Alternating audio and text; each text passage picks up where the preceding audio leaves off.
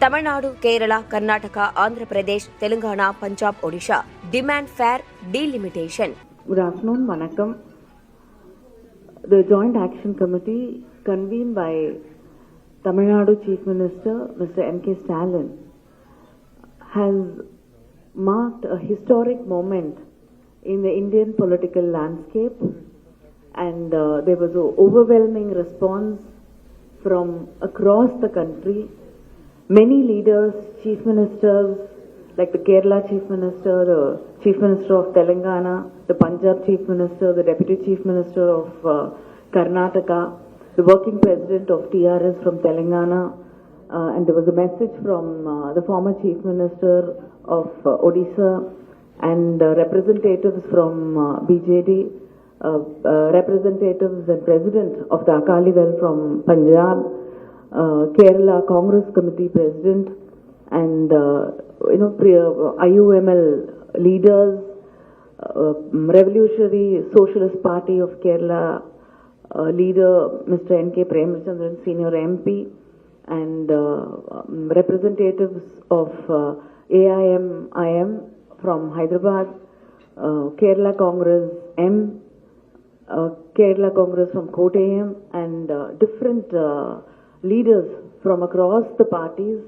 have supported this, and today they have participated in the meeting convened by our Chief Minister, and they've all come together on one single platform expressing their solidarity and also expressing their concern about the very important issue of delimitation raised by the Tamil Nadu Chief Minister.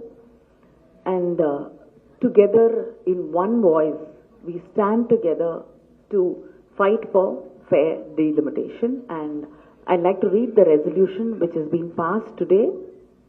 The JAC expressed its deep concern on the lack of transparency and clarity in the impeding delimitation exercise without any consultation with the various stakeholders.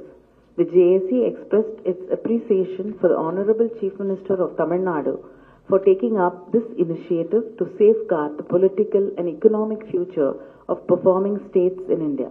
Based on the various points and scenarios put forth by the representatives during the discussion, the JAC unanimously resolved that any delimitation exercise carried out by the Union government to improve the content or character of our democracy should be carried out transparently, enabling political parties of all states, state governments, and other stakeholders to deliberate, discuss, and contribute. Given the fact that the legislative intent behind the 42nd, 84th, and the 87th constitutional amendments was to protect, incentivize states which had implemented population control measures effectively, and the goal of national population stabilization has not yet been achieved. The freeze on parliamentary constituencies based on 1971 census population should be extended by another 25 years. The states which have effectively implemented the population control program and consequently whose population share has come down should not be penalized. The Union government must enact necessary constitutional amendments for this purpose. The core committee, consisting of members of parliament from the represented states, will coordinate the parliamentary strategies to counter any attempts by the Union government to undertake any delimitation exercise contrary to the principles mentioned above. The core committee of MPs shall submit a joint representation on the above lines to the Honorable Prime Minister of India during the ongoing parliamentary session. The political parties from different states represented in the meeting will initiate efforts to bring about appropriate legislative assembly resolutions in their respective states on the issue and communicate the same to the Union government. The JSC will also undertake necessary efforts to disseminate information on the history and context of past delimitation exercises and the consequences of the proposed delimitation among the citizens of their respective states. through a coordinated public opinion mobilization strategy. This is the resolution which was passed unanimously today in the meeting held by the Chief Minister of Tamil Nadu. Pardon? Because previously when it was frozen, it was done for 25 years, and I hope we will see better days in definitely 25 years. Yeah? என்னங்க எல்லாரும் வந்திருந்தாங்க. திரிணாமுல் காங்கிரஸ் மட்டும் அவர்களால் வர இயலாது அப்படிங்கிற ஒரு சூழ்நிலை. அதை தாண்டி அங்கே ஆந்திராவிலிருந்து திரு ஜெகன்மோகன் ரெட்டி அவர்களுடைய கட்சியிலிருந்து வருவதாக இருந்தது. ஆனால் வர இயலவில்லை என்றாலும் அவங்களுடைய கருத்தை தெளிவாக வெளிப்படுத்தி இருக்கிறார்கள். இன்று நம்முடைய முதலமைச்சர் அவர்களுடைய கருத்துக்கு ஏற்றுக்கொண்டு இந்த முக்கியமான விஷயத்தோடைய டீலிமிட்டேஷன் அப்படிங்கிறது எவ்வளவு முக்கியமான ஒரு கருத்தாக்கம், அது எவ்வளவு தேசிய அளவில் எவ்வளவு முக்கியமான ஒன்று என்பதை தானும் உடன்படுவதாக, தன் கருத்தோடு உடன்படுவதாக அவர் தன்னுடைய கருத்தை வெளிப்படுத்தி இருக்கிறார். என்னங்க நான் சொல்லலைங்க, அவங்களே சொல்லியிருக்காங்க. இன்னைக்கு அவங்க பிரதமருக்கு ஒரு கடிதம் எழுதியிருக்கிறாங்க. அதுல மிக தெளிவாக அவங்களுடைய ஸ்டாண்ட் நம்மளுடைய முதலமைச்சர் எடுத்திருக்கக்கூடிய இந்த டீலிமிட்டேஷன் விஷயத்தை ஏற்றுக்கொள்ளக்கூடிய ஒன்றாக இருந்திருக்கிறது.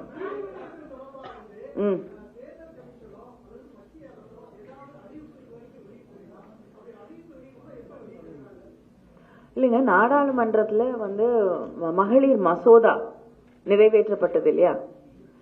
அது நிறைவேற்றப்பட்ட போது தெளிவாக டீலிமிட்டேஷனுக்கு அப்புறம் தான் அது நடைமுறைக்கு வரும் என்று தெளிவாக சொல்லியிருக்கிறார்கள். அப்படின்னா எல்லாத்தையும் தாண்டியதுதான் நாடாளுமன்ற அவையிலே ஒரு மசோதா நிறைவேற்றப்படுவது என்பதுதான், அதுதான் highest house in democracy.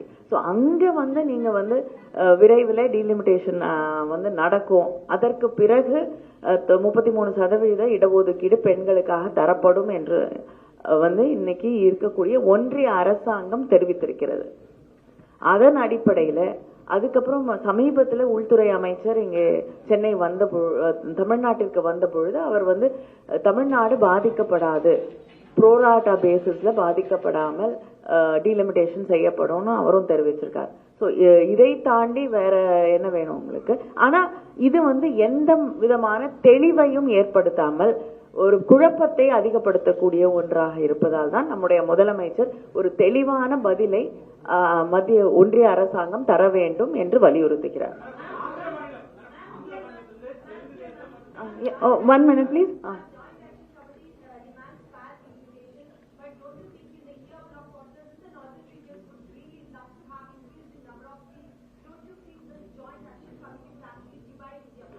No, we are not dividing, because asking for our rights is not going against anybody else.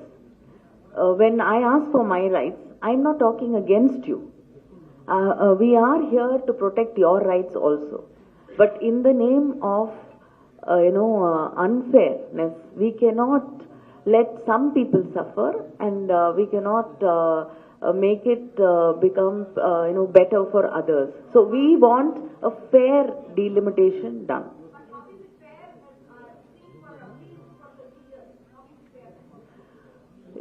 If we can come up, because in today's legal system, delimitation can be only done based on the population, and there are states which have implemented population control. So nobody should be punished for good administration. I'm sure you agree with that. Nobody can be punished for better health numbers, better education, better statistics when it comes to taking care of its population, better education. So states like Tamil Nadu, Kerala, Karnataka, Punjab cannot be punished because we've controlled population. That is what we're saying. Yeah.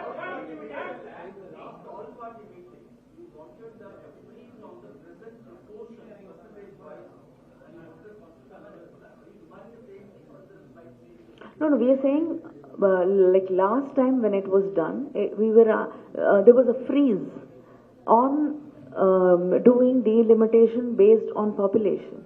So that is exactly what we are demanding. Yes, we are saying freeze delimitation based on population for another 25 years. Yes. அரசியல் ரீடா சொல்லுங்க.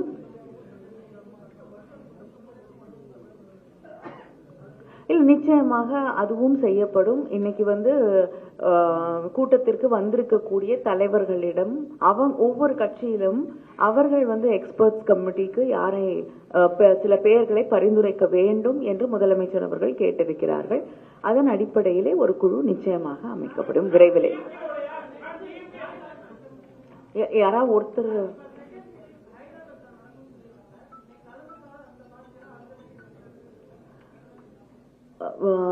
வரக்கூடிய அடுத்த கட்ட கூட்டம் ஹைதராபாத்ல நடக்க வேண்டும் என்று தெலுங்கானாவுடைய முதலமைச்சர் திரு ரேவந்த் ரெட்டி அவர்கள் அழைப்பு விடுத்திருக்கிறார்கள். முதலமைச்சர் அவர்களும் அதை மகிழ்ச்சியோடு வரவேற்றிருக்கிறார்கள். நிச்சயமாக இந்த இஷ்யூடைய முக்கியத்துவத்தை உணர்ந்து அனைத்து கட்சிகளும், இன்னைக்கு வர இயலாத கட்சிகளும் கலந்து கொள்வார்கள் என்ற நம்பிக்கையோடு இருக்கிறோம்.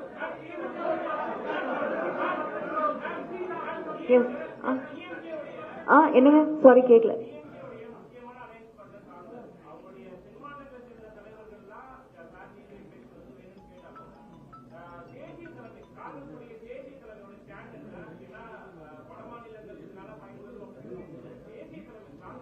இல்லைங்க, எந்தெந்த மாநிலங்கள் பாதிக்கப்படுமோ, யாருக்கு வலிக்குதோ அவங்க தானே கேட்க முடியும். இல்ல, எந்தெந்த மாநிலங்கள் பாதிக்கப்படுமோ அந்த மாநிலங்களில் இருக்கக்கூடிய தலைவர்கள் இதில் கலந்து கொண்டிருக்கிறார்கள். அவங்க தன்னுடைய கருத்துக்களை வெளிப்படையாக எடுத்து வைத்திருக்கிறார்கள். என்னங்க என்னங்க என்னங்க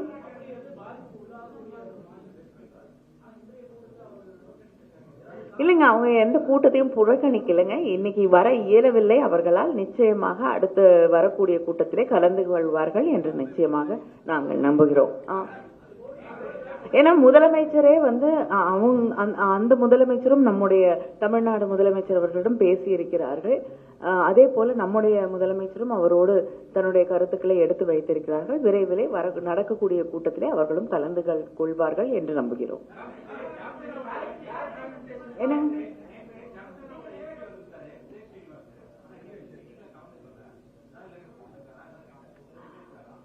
இல்லைங்க, அவங்களுடைய டெப்யூட்டி சீஃப் மினிஸ்டர் விரைவிலே நம்முடைய முதலமைச்சர் அவர்களோடு தொடர்பு கொள்வார்கள், பேசுவார்கள் என்று தெரிவித்திருக்கிறார்.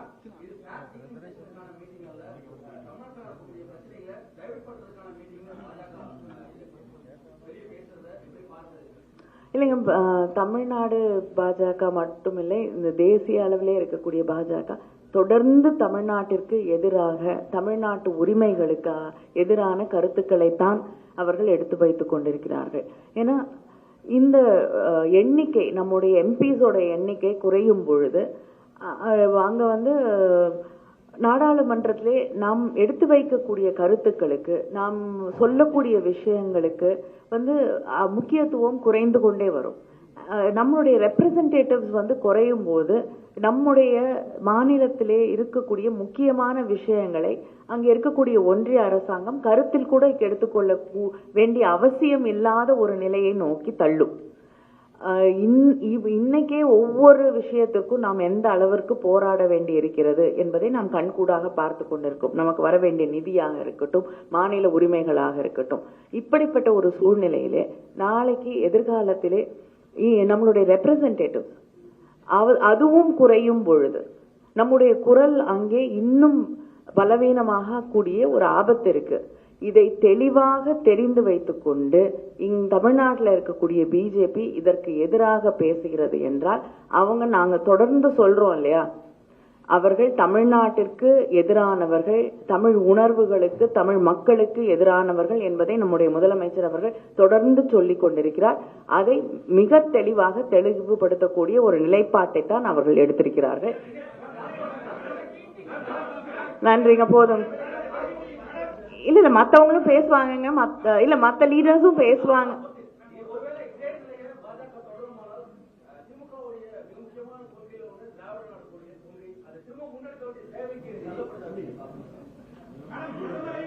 இல்லைங்க, ஒரு பிஜேபியோடைய கருத்துக்களை தமிழ்நாட்டு மக்கள் புறந்தள்ளி விட்டார்கள். அதனால புறந்தள்ளப்பட்டவர்களுடைய கருத்துக்களை பற்றி நாம் பேச வேண்டிய அவசியமில்லை. நன்றி.